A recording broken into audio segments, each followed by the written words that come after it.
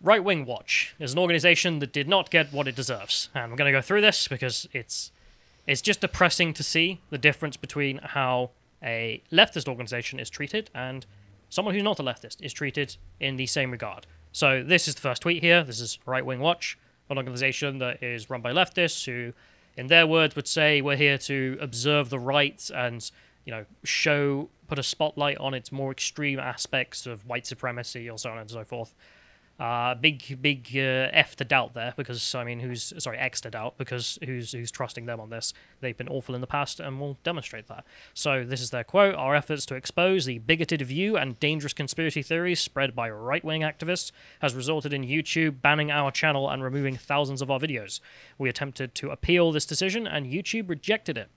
So they have all this content on there. They've been massively pushing that YouTube's role is to take responsibility of their platform and start banning people who publish this stuff, so they got banned. Funny, right? So at this point in time, it looked like they'd kind of got their comeuppance, or they'd been hoisted by their own petard or something at this moment in time. Yeah. Leftist pushes for censorship, gets banned. Pikachu face. Like, what did you think was going to happen? And in typical YouTube fashion, they provide no explanation in the initial banning or in the counter notice, in which they're just like, community guidelines. Bye. Which ones? What? Nothing. No information. Just community guidelines. Get lost. Yeah. So if you're wondering who is in charge of this, there's a guy called Jared Holt, who is just a huckster. And in here you can see an example of that and the pathetic nature of their organization. So this is an article from Salon.com, a leftist organization, praising him. Praising him for what? Meet Jared Holt, the guy who's getting Alex Jones kicked off the internet. Because that's a moral thing to do. I'd rather not. I'd rather not meet him, if that's okay. Well, we're going to have to meet him. So, introduction. Alex Jones is having a rough week. The Texas-based conspiracy theorist and head of disturbingly popular InfoWars media empire has been banned in rapid succession from a variety of platforms, including Apple, YouTube, Facebook, and Spotify. You remember all of them at once, deciding that all of a sudden he broke all of their terms of service. We have had, well, they claimed, we have terms of service, he has broken them, therefore he's gone, everything prim and proper. We had the leaks since, and we know from people like Ryan Hartwig, who is a great guy on this, who went to Project Veritas and showed, because he was a Facebook moderator, they just got sent an update to the guidelines, new banned group, InfoWars. So his breach of the community guidelines was, he didn't, until they literally just released a new one saying, you're banned. That was the guideline they breached existing. That was it. Right. So there is no pretense So of trying to claim. craziness.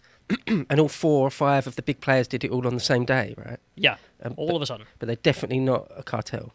Definitely not. Definitely not talking to each other. So Salon says, they were. The timing isn't random. In recent weeks, a group of progressive activists has dialed up efforts to pressure these distribution platforms to drop InfoWars. The pressure, which comes at a time when court proceedings against Jones have finally begun in earnest, created the momentum that led to this decision. This has been mentioned in passing in much of the coverage, but these folks deserve much more credit and recognition for their work they've been doing to try and fight right-wing disinformation campaigns. They're mad because they're not getting enough credit for the censorship.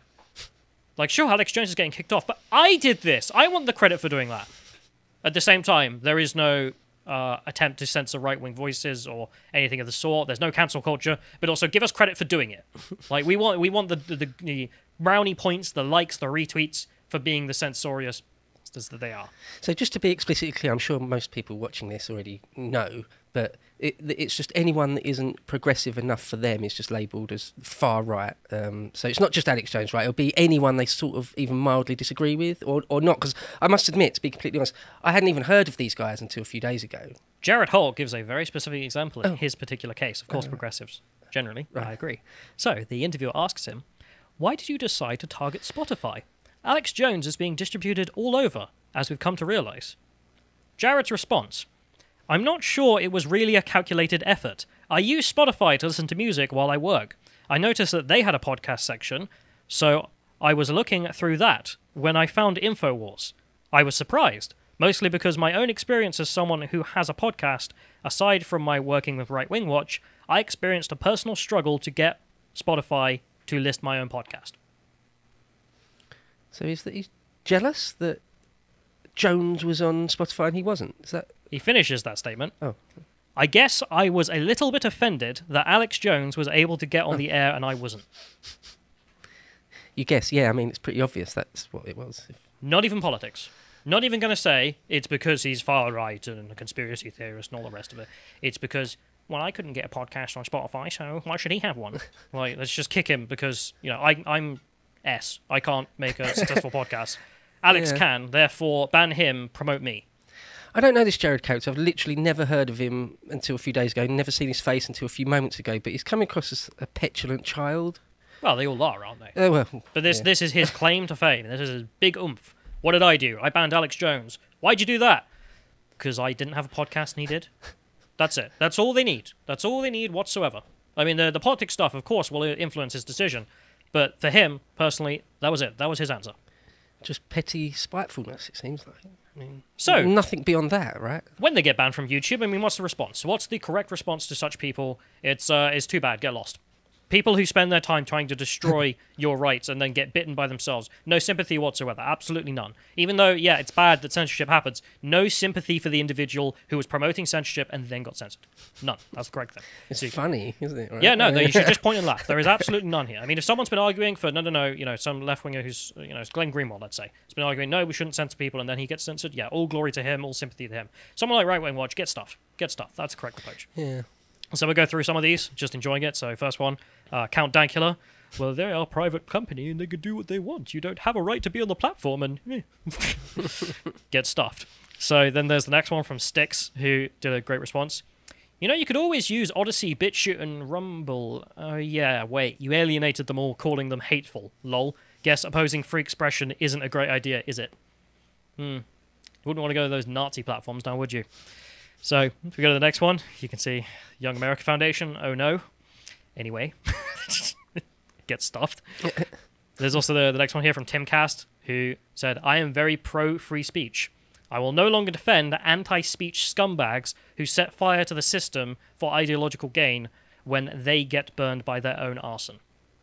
Correct. I'm in agreement with Tim on this. I know some people will be like, yeah, it is horrible that they got censored. Censorship is bad. Horrible that they got censored? I'm not sure I'd call it horrible. I'm sure I'd call it justice. You get what you deserve. And if you, that's the definition of justice, getting what you deserve, and if you as an individual spend all your time promoting censorship of people because they say things you don't like and then you get censored because of something you uploaded, too bad. Too bad. Get stuff. Your fault. Absolutely your fault. Next one here from Glenn Greenwald. Congratulations once again to all the liberals and leftists, led by their journalists, who urge censorship of political speech by Silicon Valley monopolists based in the belief that they would only be used to silence your adversaries and enemies, but never your allies. Get what you deserve. And then... Sorry. I was just going to say real quick, don't you think it's a recurring thing where both sides of the aisle are guilty of it, but they think whatever they do that's expedient for themselves in the present... will never happen to them. Yeah. And, I mean, it's just... Well, yeah, so when it does happen, obvious, isn't it? Right. From the popcorn, I mean... Your problem. So we got the next one. They got the quartering as well, enjoying this. The reason I'm going through all this is just because I get some joy out of it. So, I mean, why not? Oh, I like Jeremy. So the quartering, you should build your own YouTube. Yeah, this is the only one that I'm a bit of a, like, because I guess they already do, don't they, mate? They've already got another YouTube, which is YouTube. YouTube's owned by leftists, run by leftists, for leftists. So, of course, YouTube reinstated their comrades. If we go to the next one here, this is YouTube saying, our policy team confirmed that this was a mistake. Even though it had already been through the review stage, it had already been through a team looking at it, they banned it. The review stage said, no, we're banning you. And then the policy team has confirmed that this was a mistake. Okay. By our reviewers, and your channel has been reinstated. So sorry for the frustration this caused. With a massive volume of content reviewed every day, mistakes can happen. You know, they only ever seem to get reviewed and then put right in a certain way, don't they? But with the work... Sorry, what do you mean exactly that? It'd be nice to unpack that just a little bit. Well, just so Right Wing Watch are back on YouTube. And YouTube are like, wow, mistakes happen. Yeah, that's wonderful, YouTube. But you hinted at that there's stuff going on in the background there. I don't know what well, sometimes they correct their mistakes in a certain way. Other people come to them. I mean, if we went to them, we're like, you know, if we got banned tomorrow, hey, this is a mistake. We're clearly just quoting a scientific source as it has caused on in the past. Too bad. That mistake never gets fixed. It's not a mistake. It's only a mistake when it happens to leftists, I think. So, if we go to the next one here, this is just the channel itself, in case you're wondering what they upload. It's garbage. It's just It's just people saying stupid stuff and it gets no views. But that's the point. A tiny channel with no audience, because they're just poor quality stuff here, in which they're just uploading clips and then being like, haha, this guy is bad. No one wants to watch that. Some of the time they're probably right as well. I mean, I can see like the My Pillow guy there talking about free speech. I haven't watched the video, but I bet it's perfectly reasonable. That's it. They can still get in contact with YouTube and get their stuff reinstated, even though they got 50,000 subscribers. It's not Nothing Burger, but it is a tiny channel in YouTube's sphere of things they can see. But that's how connected the left is, I think. Right, so that was the thing I maybe might want to hear a slight bit more about. Like, how exactly? There's certain publications or certain individual peoples that work at really influential online magazines or something, and they've got an inside track to specific individuals within YouTube, or... Well, the same way all of society works. I mean, how do certain companies get preferential treatment by Matt Hancock? Right, nepotism. You just know the guy. You have his email. You have his phone number. Okay. They'll know people at YouTube because they share their political views. Right, okay. It's just a natural order of things. I'm not saying it's some big conspiracy or something. It's just people know each other. That's how life works. And this is an instance of it in which we know YouTube's run by leftists, so they give preferential treatment to leftist creators. They'll correct the mistakes when they happen. Won't do that for right-wingers. Too bad. Get stuffed. That's usually the response.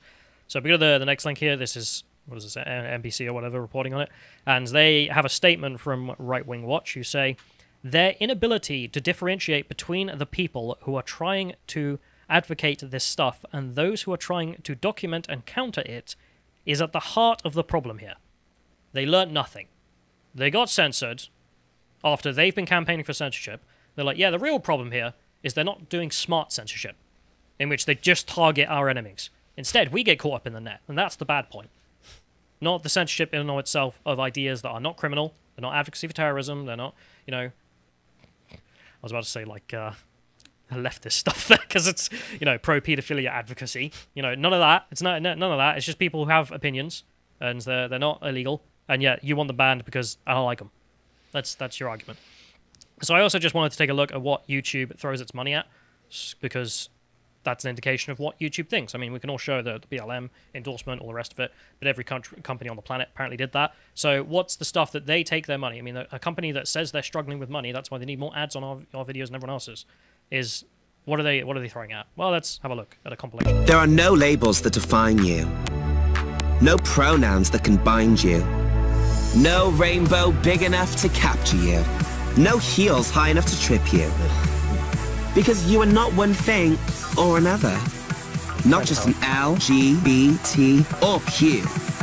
You are everything.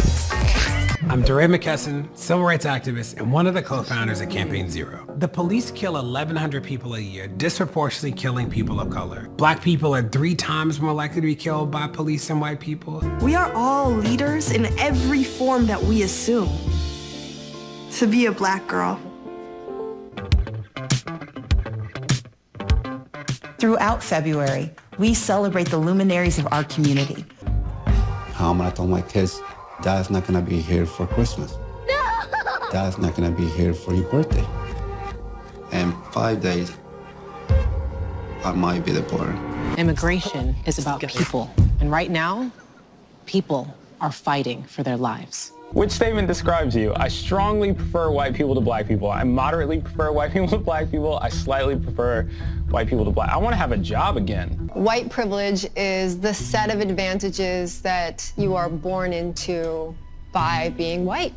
Okay. And that's not to say that every white person has the same kind of privilege, the same level of privilege, but they all have some certain amount of privilege that people of other races, in this country at least, do not have. It feels weird to call a machine racist, but I really can't explain what just happened. You can have neutral intentions, you can have good intentions, and the outcomes can still be discriminatory. I get amazing. This is a compilation of just all the stuff I found that are YouTube originals, stuff YouTube has spent money to produce. And I love the last one there. Like, you can have neutral intentions, you can have good intentions, and still the outcome can be discriminatory. How? How the hell is the outcome discriminatory if there was no discrimination along the way? It's just leftist thinking in a nutshell. Do you know the feeling I get when I see stuff like that, people talk like that? What I feel like is that they know just enough words to be divisive. They know just enough to parrot something that's really horrible, And that's it. If you scratch the surface, if you ask them more about it, they would have nothing. Yeah. I also love the pride thing they did. You are everything. You're not just an LGBTQ. After saying that you must be an LGBT or Q, I mean, you're the alphabet brigade who continuously put people in these boxes, and then you're everything at the same time. I mean, I love the destruction of your own ideology, but yeah, all that postmodern stuff is just cancer, isn't it? It's just designed to make you. Yeah, like, yeah. They've got their ideology, and then they're like, yeah, and also the opposite. Yeah. Anyway, so at the same time as all this going on, I mean, Right Wing Watch getting their stuff back, this tiny shell, Andy Ngo's been deplatformed from SoundCloud.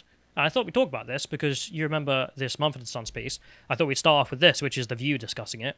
And I can't believe that, the brony platform of choice, The View, I don't know who else is watching it, has taken such much of the Kool-Aid that they've come out and said that Andy Ngo is far right now. So let's go to the first clip here of them talking about the banjo player from the group Mumford & Sons, Winston Marshall, announced that he's leaving the band after getting blowback for praising a far right-wing pundit's book about Antifa. Yeah, I've been following this for a while when he first tweeted about Andy Ngo, and even the way Andy Ngo is introduced like on this show that he's a right-wing crazy person. I don't know where that came from. He's actually a very brave journalist that I believe is in the hospital right now, and he has been reporting, the only person that's been reporting about Antifa in Portland for the past 2 years. And the Antifa is so bad over there, the National Guard was sent in to try and help keep Portland under control. They had an autonomous zone where people were getting killed and raped, and it had to be disbanded. Like, he's just reporting, and it's very strange to me that he's been turned into someone that could make someone in Mumford & Sons leave the band. But I will say this, the suggestion somehow that Andy Ngo is a tried and true, well-respected journalist, and that this tweet was completely benign and innocuous is just really not true. I mean, Andy is known as being a very controversial figure. He is known as being right-wing. He is known as being a Twitter troll. He has, a lot of his claims have been debunked. His book has been reviewed many, many times by reputable organizations as being found disreputable. And so, if you do tweet out support, and he did do that, he said, finally had the time to read your important book, You Are a Brave Man. Well, that must say something about his ideology. I mean, unbelievable. Even in Normiesville, apparently they're having this discussion. And you can see the lady in the middle living in reality. And then the other two hosts living in non-reality. Because, I mean, neither of them have read Andy Ngo's book, Unmasked. It is on the bookshelf. We've done a book club about it. Go and check that out. And we had Andy in the studio for that as well, which is fantastic. He just gives a journalistic documentation of what happened in Portland, Seattle, and so forth, in which socialist terrorists, known as Antifa, in one instance bombed and tried to shoot up a ICE facility. They also murdered another guy in the streets of Portland, overtook several buildings, bombed the federal courthouse in Portland, and just engage in rioting for hundreds and hundreds of days over the last 4 years, causing God knows how much property damage. And for him saying that happened, that makes him a right-wing. His claims have been debunked. I don't know what they're going to do. Are they going to bring the guys they've shot back to life or something? And then his claims are debunked. But I just unbelievable. Also, I like the INCSOC logo. Like the little View logo literally looks like INSOC. So I don't know what that's about. I've never watched The View, ever. But... yeah, of course, it's just, it's just a terrible... What a horrible thing to say. Like, just open lies. He's far right. Sod off. Anyway, so his SoundCloud has been removed, presumably because SoundCloud are leftist now, I guess. So he says SoundCloud has permanently banned me and my podcast, You Should Know. In its email, it says I violated its community guidelines without naming the alleged offending content. Guests include The Rubin Report, Douglas Murray, Jordan Peterson. And it's like, it's most mainstream of people. He hasn't uploaded there in like a year, I think, and yet banned. So we go to the next one. This is the Post Millennial. I think he's the editor there of them running a story about this. So they say that SoundCloud's deplatformed its podcast on the grounds that it violated their rules. What rules? It doesn't say. None whatsoever. No indication. But the guidelines are against abusive, libelous, defamatory, pornographic, obscene, promotes violence, terrorism, illegal acts, so on and so forth. And none of them have Andy ever done. Ever. Are they accusing him of a specific one of those, or...? No, presumably because if they did, he'd be like, that's libel, and I'll sue you. Right. Because if you say, I've been promoting terrorism, that's a crime, in which case if you're lying about that, I'm suing you for damaging my reputation. Right. And as a public figure, as Andy know, he should do. But he can't because they just didn't say. They just said, guidelines, get stuffed. So the Fox News reported on this as well, and there's some stuff in there. So they say that the email also explains that once an account violates these terms, all accounts, tracks, and followers are banned from returning to the site. It did not provide an exact instance where Andy violated these terms in his podcast. When reached for comment, No told Fox News, the long list of violations SoundCloud accuses me of alleging violence, including incitement of violence. How can a legitimate business accuse a client of such erroneous crimes without even pointing to the offending content or giving me an opportunity to ask for more information? Totally right by Andy. Like, they're accusing him of a crime if they're saying he encouraged terrorism or violence, so on and so forth. She's never done. She's never. But he's still trying to ask for it to be put in the realms of just reality and what's reasonable, and they're not dealing in that realm, are they? It's just pure ideologies. I think Andy understands that. I know he does. Smart enough to know, but he's just like, come on, be reasonable, and then when they're not, you can expose them as the unreasonable characters that they are, as Jordan Peterson would advise.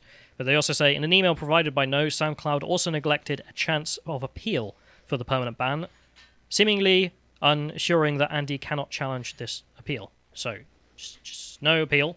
Andy No, banned from SoundCloud. What for? Saying that socialist terrorism is bad? Right-wing watch, reinstated, no problem, buddy, we got you, even though God knows how you have that connection. I mean, that's just the thing, it's like you just won't get what you deserve in certain instances, I guess. Andy does not deserve to be deplatformed from anywhere because he's done nothing. Right-wing watch, I don't know. But the fact that they've been advocating for censorship and then they get bit by it, no sympathy.